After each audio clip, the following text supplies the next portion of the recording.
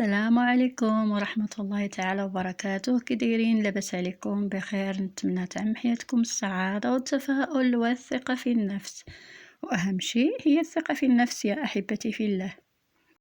إذا اليوم إن شاء الله غنشارك معكم بريوش سائل، يعني من أسهل ما يكون بطريقة مبسطة، يعني بدون دلك ولا عجن ولا تمارة. غنحتاج فيها طبعا حبة بيض، سكر، خميرة العجين والطحين وباقي المكونات المهمة اللي نتوما غتشوفوا معايا مباشرة. بلا ما نضيعوا الوقت، كناخذ هنا الاناء، كندير فيه واحد رشه من الملح ضروري، وكندير فيه كأس غير ممتلئ من السكر او ما يعادل 3 المعالق كبار ممتلئه من السكر، يعني كأس الا ربع، وملعقه كبيره من الخميره ديال العجين. وطبعا هنا الحليب غندير 2 كؤوس بنفس الكأس، غادي نعبر 2 كيسان ديال الحليب دافئ وكأس ديال الماء دافئ، ضروري يكونوا دافئين على حسب الخميرة باش في الساعة تتفاعل تماما بحال العجينة العادية. ضروري كنحتاجو الماء دافئ. وغنحتاج هنا كذلك سكر الفانيليا، كندير ملعقة صغيرة، وغادي نضيف كذلك أبيض بيضة، وغادي نحتفظ بالصفار البيض حتى ندهن به هاد البريوش هذا. وهاد الطريقة سهلة جدا الصراحة، يعني كتختصر علينا الوقت والمجهود كذلك. بريوش سائل كيجي من أروع ما يكون.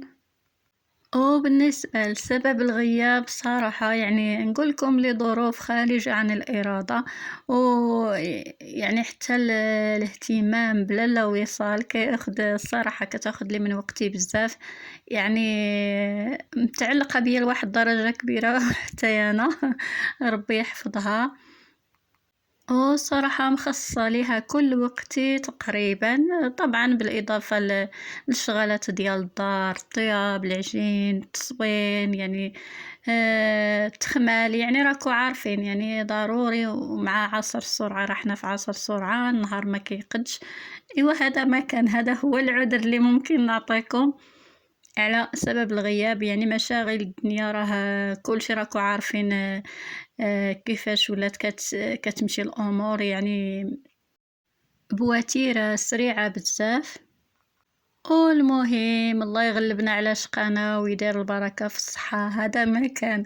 اذا كما شفتوا معايا راني ضفت واحد ما يعادل نصف كأس خليط بين الزبده مذوبه مع زيت نباتية، يعني نص كاس. ممكن ديروا غير الزبدة بوحدها، ولا ممكن ديروا كذلك زيت بوحدها، زيت نباتية طبعا لكم الاختيار. وهنا كنضيف 2 كيسان ديال الدقيق. بالنسبة للدقيق غنعبر معكم بنفس الكأس اللي عبرت به الماء مع الحليب. وكندير ملعقة صغيرة من خميرة الحلويات او البيكنج باودر، هذه كتزيدها هشاشة لهاد البريوش، كيجي رائع طبعا. وهنا طبعا غنخلط كل المكونات، وكما قلت لكم الطحين غادي نحاول ما امكن ندير معكم بالكؤوس باش تشوفوا شحال من كأس خدات لي هاد الكمية هذه. عادة أنا كندير عيني ميزاني، كنضيف الدقيق تدريجيا حتى كنحصل على القوام اللي بغيت، لكن من الأحسن ناخذ معكم القياسات بالكأس باش تشوفوا معايا. هنا الكأس الثالث، وغادي نزيد كذلك الكأس الرابع، ونخلط المكونات حتى نحصل على القوام المطلوب. طبعا كيكون الخليط ثقيل على تقريبا بحال خليط السفنج، كيكون ثقيل على خليط الكيك طبعا. بلادي يا زين البلدان، يا جنة على حد الشوف، يا أرض كريمة مضيافة وجمالها ناطق بحروف. بلادي يا زين البلدان، يا جنة على حد الشوف، يا أرض كريمة مضيافة وجمالها ناطق بحروف. ناسها نخوة وظرافة، ناسها نخوة وظرافة، وكرمهم شايع معروف. شحال يا بلادي ولا فيها، واللي سال يجي ويشوف، واللي سال يجي ويشوف. هذه مدة ما غنيتها لكم وقلت نغنيها لكم بما كنضيف الدقيق كما شفتوا معايا. بالنسبة للدقيق هنا هذا الخليط خدا ليا 5 د الكيسان ونصف من الطحين طبعا، دقيق الفرص. بالنسبة للطحين كيبقى دائما على نوعية الدقيق اللي كاين اللي كيتشرب وكاين اللي لا، يعني الطحين كتبقاو تضيفوه حتى كتحصلوا على القوام يكون ثقيل شويه قريب للقوام ديال خليط السفنج، كيكون اخف من خليط السفنج وكيكون عاقد على خليط الكيك، يعني بينو وبين هذا هو القوام المطلوب كما كتشوفوا معايا. وهنا طبعا صافي من بعد ما خلطت كل المكونات دابا غادي نخلي هذا الخليط يرتاح وغنخليه هكاك تقريبا ما بين نصف ساعة حتى 45 دقيقة على حسب درجة حرارة المطبخ والجو كذلك. ولتسريع المهمة بما أنه البريوش خفيف وسهل سهل وسريع ضروري كندير هكا بلاستيك غذائي كنغطي بواحد ميكا ولا سلوفان على حسب الموجود عندكم في الدار طبعا، وصافي غنغطيه كذلك بواحد المنديل وغنخليه جانبا حتى كيختمر. وهنا خدالي 45 دقيقة، يعني هنا الخليط صافي راه جاهز، يعني غير كيدير دوك الفقاعات وكيزيد الحجم ديالو شويه صافي. هنا البريوش ديالنا جاهز. دابا كنحاول نفرغ منه الهواء بهذه الطريقه هذه وصافي. غادي نجيب بالنسبه لقالب الفرن انا غادي نحتاج غادي نستعمل هاد المره المقلاة الخاصه بالحرشه اللي كنكون دهنتها مسبقا بالزبده ومن بعد كنرش الدقيق، ممكن ترشوها كذلك بالزيت والدقيق لكم الاختيار. وصافي غادي نفرغ هنا الخليط وغنخليه كذلك يزيد يختمر بين ما نشعل الفرن، وكذلك نوجد اصفر بيضاء اللي غادي ندهن بها الوجه ديال هذا الخليط من بعد ما كيختمر او كيرتاح شويه.